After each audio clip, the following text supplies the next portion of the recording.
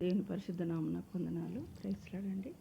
దేవుని యొక్క వాక్యం కొద్దిసేపు ధ్యానించక ముందు ప్రార్థించుకుందాం. పరిశుద్ధమైన ప్రేమగల తండ్రి, జీవంగల దేవ, నీకు స్తోత్రాలు వందనాలు చెల్లిస్తున్నాను తండ్రి. నాకు ఇచ్చిన ఈ పరిశుద్ధ దినమున నీ శ్రేష్టమైన నామాన్ని బట్టి నీకు వందనాలు ప్రభా. నీ అపారమైన ప్రేమను బట్టి, శాశ్వతమైన ప్రేమను, శ్రేష్టమైన నామాన్ని బట్టి, పవిత్రమైన నామాన్ని బట్టి నీకే వందనాలు స్తోత్రాలు చెల్లిస్తూ యేసే ఘనమైన నామమున ప్రార్థించి వేడుకుంటున్నాం తండ్రి. ఆమేన్. దేవుని యొక్క వాక్యంలో మత్తయి సువార్త 24 అధ్యాయం 12 వచనం, అక్రమము విస్తరించుట చేత అనేకుల ప్రేమ చల్లారెను. అక్రమము విస్తరించుట చేత అనేకుల ప్రేమ చల్లారింది. ఇంకో మాట, అంతం వరకు సహించు వాడే రక్షింపబడను. అంతం వరకు సహించు వాడే రక్షింపబడనని వాక్యంలో గమనిస్తున్నామండి. మరి ఈ రోజులో దేవుని యొక్క ప్రేమ చల్లారింది. మనము ముందుగా క్రైస్తవులయం ఉండి బాప్తిసం తీసుకున్న ముందు మనము సాక్ష్యం చెప్తాం. దేవుని వారిచ్చిన మాటలను జ్ఞాపకం చేసుకుంటాం. ఎంతవరకు మరి దేవుని నమ్ముకుంటామంటే నా జీవితాంతం వరకు అని ఆ రోజు మరి నీళ్ళలో బాప్తిసం తీసుకుంటాం. పాత జీవితం గతించి నూతన జీవితంలోనికి వస్తున్నాను వారు మరి సాక్ష్యం చెప్తారు, దేవుని మాటలు చెప్తారు.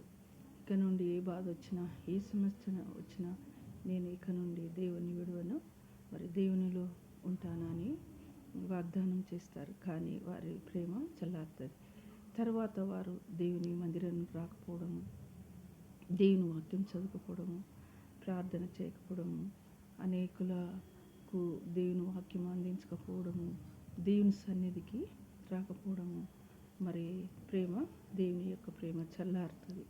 అంటే వాళ్ళు దేవుని యొక్క వాక్యం నిర్లక్ష్యం చేయడము, మరి దేవుణ్ణి అంటుపెట్టుకోక ఉండడము, దేవుని కొరకు కనిపెట్టుకోక ఉండడం, ఇవన్నీ మరి దేవుని యొక్క ప్రేమ చల్లారిందని వాక్యంలో చెప్పబడుతుంది. మరి ఎవరైతే అంతం వరకు సహించువాడెవడో వాడే రక్షింపబడను. మన జీవితాంతం వరకు దేవునిలో ఉంటే, మన జీవితాంతం వరకు దేవునికి నమ్మకంగా, దేవునికి పట్టుదలగా ఉంటే వాడేమని ఉంది, వాడు రక్షింపబడతాడు. వారే రక్షణ ఉంటుంది.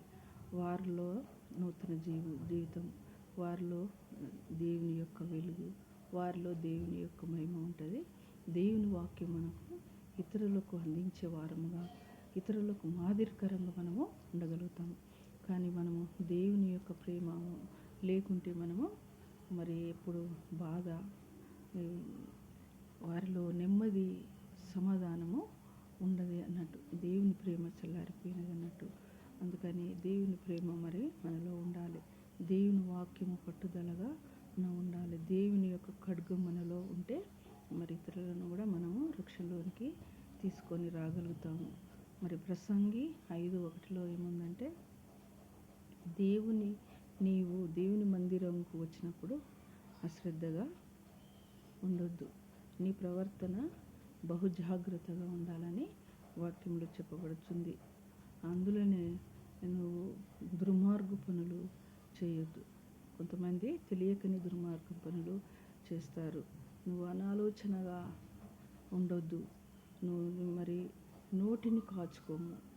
నువ్వు మాట్లాడేటప్పుడు మాటలు మరి దేవునిలో ఉన్నారు, కొద్ది మాటలే మనం మాట్లాడాలి.